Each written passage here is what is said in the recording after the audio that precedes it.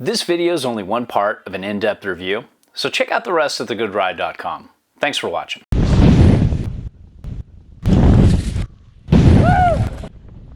Welcome to The Good Ride. I'm James Beastie, and I'm deeply committed to an open relationship with snowboard gear. This is the Rossignol Resurgence. I rode it against the Revenant and the 1LF. Also compared it against the Jones Mountain Twin and the Yes Basic Unink. And those are two of their peers.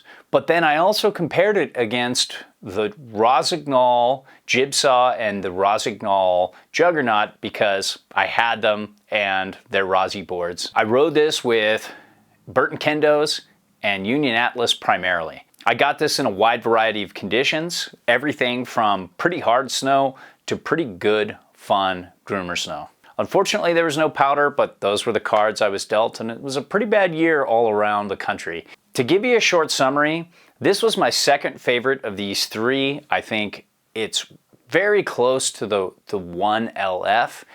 It's kind of seems like it's a higher end replacement to the Templar that's been in Rossi's line for a long time, but I'm not 100% sure on that. But it's a nice directional twin to twinish kind of board that you can ride centered pretty well and treat more like a mountain freestyle ride. Very buttery, very playful, but then it has a good bit of setback on board, similar to the 1LF and more than the Revenant, so you get really good directional float in powder for a board of this shape. Very versatile, very good all-rounder for somebody looking for one board to do a little bit of everything. The one thing I would say is the camber profile is just a little minimized and just not quite as much fun to carve and turn compared to many all-mountain boards out there in its peer group. Still, pretty fun all-around ride though. When it comes to sizing, this 159 fit my feet really well and handled my weight pretty well. I'm about 195, 190 to 195 when I was riding this, and it could handle the weight better than I thought it would. When it comes to shape, you have basically, you can see a directional twin, twinish kind of ride. Nose and tail are a different shape, but the side cut and the feel underfoot feels very centered, very twin-like. And then you have a very mellow camber profile between the bindings that helps make this board a little more stable. It makes it 1 foot off the chair really well. It makes it track really well down flat runs or long flat cat tracks. And it just has a really consistent feel in all conditions, everything from ice to powder and in between. You feel like you have the same board underfoot, where a lot of boards with different camber profiles can change their personality. With this mellow camber, it's very easy to skid a turn and it's very forgiving. So if you're a beginner and you want a board that'll last for a while and you're willing to throw out 500 bucks, this might be a good choice because it's forgiving when you start and it's still fun when you get better. Let's talk flex here. Of the three, it's supposed to be the mellowest in terms of flex, but if you look at the tail here, it's a little softer in the tip and tail than the middle. If you compare it against the Revenant and the 1LF, you can see there's a similar flex. This definitely feels a little stiffer, the Revenant, and the 1LF is a little in between, but feels more consistent throughout. So all three of these are really easy to butter. But I would definitely say that the Resurgence here is the easiest of the three, but you just have so much early rise starting kind of between the bindings to the nose and tail that it makes all three of these boards really easy to butter. And I really didn't feel too much of a difference between all three of them. When it comes to pop and ollie power, I think the 1LF was the best in comparison to the Resurgence and the Revenant.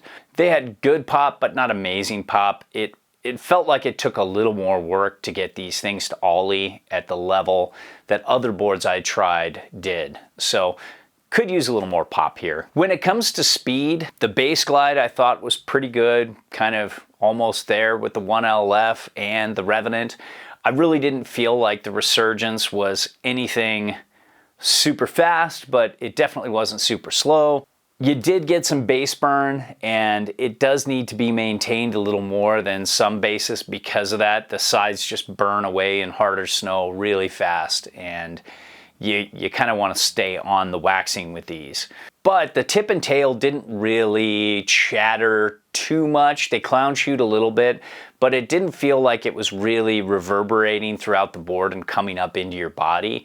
So it's manageable. No bomber like the XV or anything like that. And of the three, I thought the 1LF did the best with a light frame technology, but these two were very similar. The Revenant felt a little more damp, but not by as much as you would think for the Flex. When it comes to uneven terrain, all three of these boards are great all-day resort rides that don't fatigue you. I think the 156 1LF was the best, and it just felt like it was the least fatiguing out of all three of these. But these two are close. The Revenant and the Resurgence both did a great job. The Resurgence was kind of like my second favorite of these boards and did a really good job turning through bumps, going over bumps at reasonable speeds, not powering over chunder at high speeds like some boards can. Shouldn't do that with any of these boards, but it's pretty good for all around, all day resort riding. Now, when it comes to edge hold with the Rossignol Resurgence, it has a very strong, solid grip to it. It has what they call 5S technology, which is a pretty aggressive disruption between the bindings, kind of going out to a mellower thing going on at the tip and tail. The Resurgence and the Revenant both have this type of 5S technology. The 1LF has 5S technology, but it's a much more mellow disruption with only a really pronounced bump in the middle. The rest is really subtle. What I found is this grips really, really well in hard snow. It's almost right there with, let's say, the Rossi Jibsaw with 7S. So the Jibsaw grips a little bit more, but not too much. It's very close. And we find that these just are amazing in hard snow, but can grab and feel a little like slower edge to edge in softer snow because they're grabbing the snow, and it's kind of a weird sensation. I think it's definitely worthwhile though. If you see a lot of hard to icy days, this is the better call, and you can learn to put up with that grab in softer snow because it doesn't affect the float and powder, it just affects the turn initiation a little bit. When it comes to turn initiation, this was pretty quick, especially for a 59, but it felt almost on par with the other two boards. I didn't really feel like a lot of difference in the turning experience. This just felt a little bit more turny, but not by much, just a touch. And it really was fun to turn for the camber profile it had, but this is my biggest complaint of all three of these boards. They have such a mellow camber profile compared to their mountain freestyle peers, their freestyle to mountain freestyle peers, the Juggernaut and the Jibsaw. Those were much more fun to turn, and I thought that's surprising because they're kind of in between mountain freestyle and freeride. So I thought they would be more like the XV in terms of turning experience, but they were the least fun to make poppy, lively turns and carves out of the line that I tried for 2022.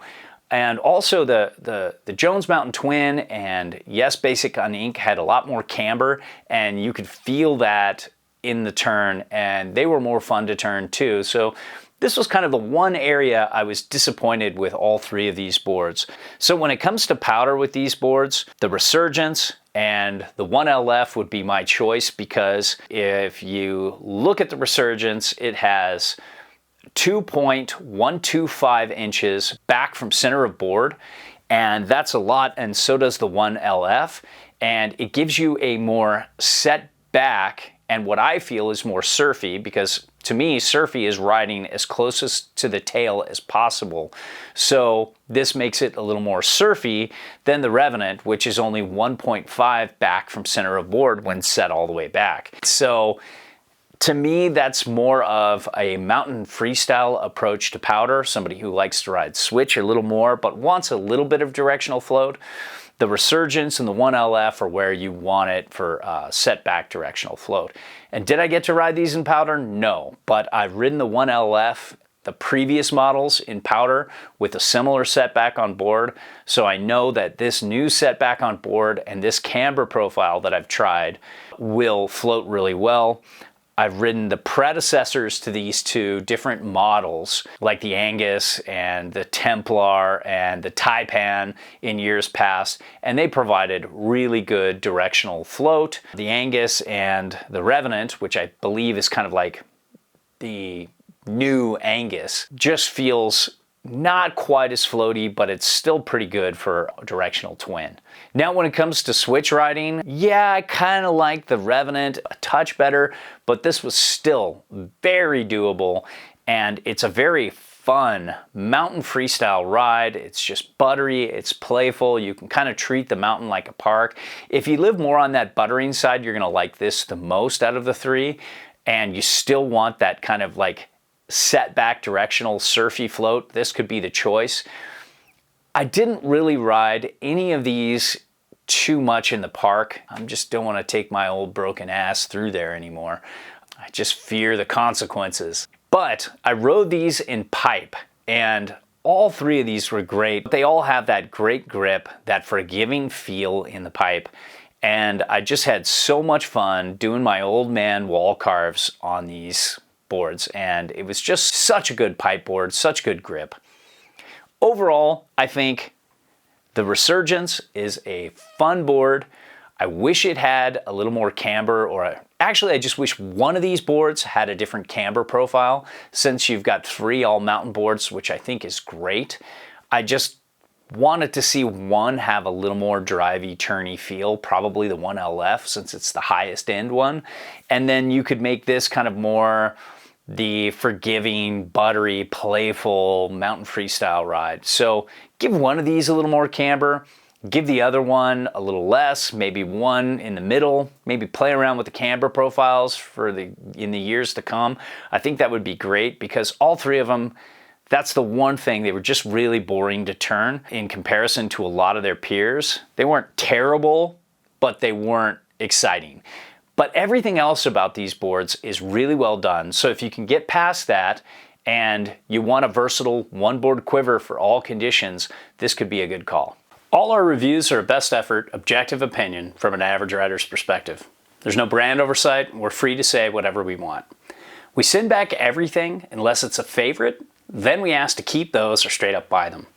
Now if you need advice, fill out the eHarmony profile in the Contact Us section of the site. It's the only way I can help you properly. If you want to support us, and if what we reviewed appeals to you, it helps if you buy through our links. So, thanks for watching.